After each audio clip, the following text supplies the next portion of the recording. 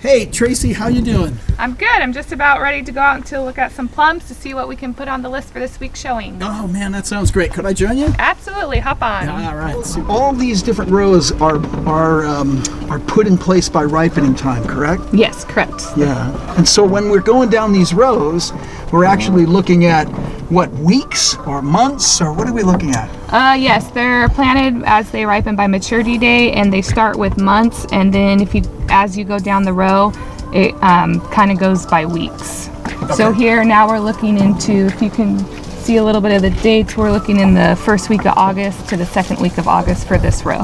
This is a good time for plums. It is a great time for plums, isn't it? Yes. And every one of these trees that we're looking at right now has a different flavor profile. And yes, every single one of these trees is a different variety, so you never know what you're going to bite into as far as flavor and or flesh color. Yeah, that makes your job fun, isn't it? Yes. So Tracee, how many hours a day do you do this? Quite a few, probably 5 to 6 hours a day, especially in the thick of the summer. I'm out here starting at the end of April, and we have plums that will hang on the tree all the way through October.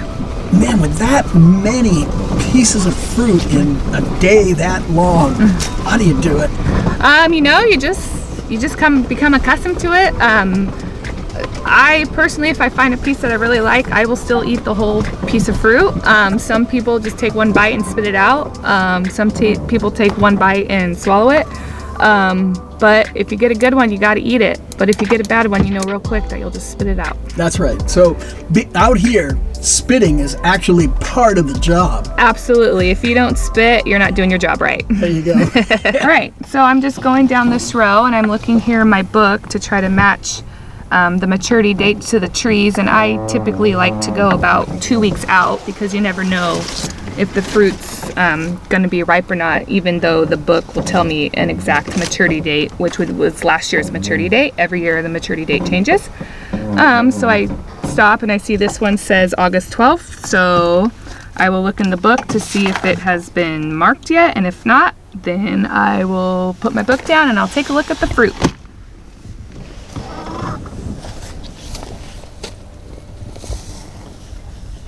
This is an interspecific plum. As you can see, it's got a little orangish yellowish flesh. It's very sweet. Still crispy.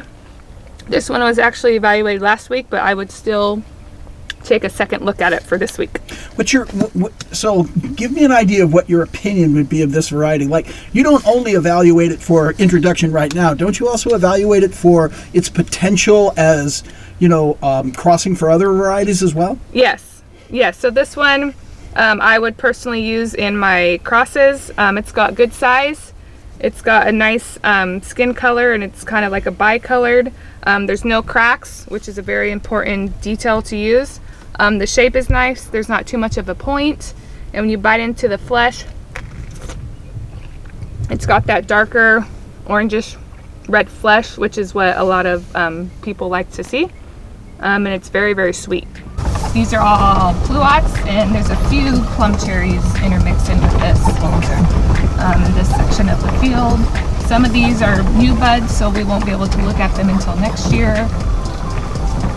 Some of these are just second leaf trees, so there are more of our newer selections that were just selected. Yeah, so this variety here, I don't think it would be a good pick for commercial or your backyard. As you can see, it's got a really large tip. It's a very elongated shape. It's a little flat on one side. It has a huge crack. It's not appealing for the eye for commercial or your backyard. And this just happens. Sometimes the tip is formed by lack of chill. I can squeeze it and I can feel that there's going to be a little bit of heat damage from all the heat that we've had this year.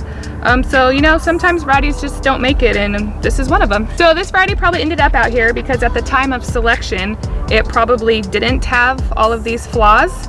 And maybe it was selected on a year that we had all the required chill.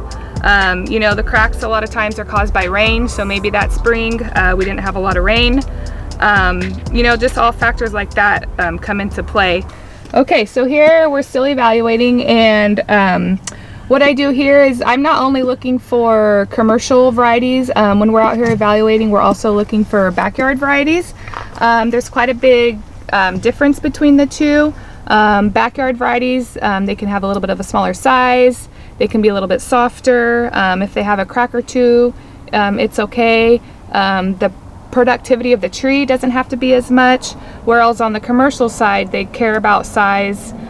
Flavor has to be a certain flavor, and it usually has to hit a certain Brix. It has to be very productive. They also care about the size of the tree and if the fruit goes all the way up the branch or not. So there actually is quite a big difference, but I evaluate for both. And here we have a pretty good variety that would be great for your backyard. So this is a little bit of a smaller yellowish green pluot, as you can see. This is too small for commercial, and it's a little bit soft, but it would be great for a backyard. Super juicy, super crunchy, and you can see the flesh is yellow inside as well. It's just a very good little piece of fruit. Sorry, you can hear my slurping. That tells you how good it is. Absolutely. Real juicy. Mm-hmm. Oh my gosh. Yeah. And you know, when you've got that juiciness along with that, that crunch, what a pairing, huh? Yeah, absolutely. This is my favorite type of plum out here.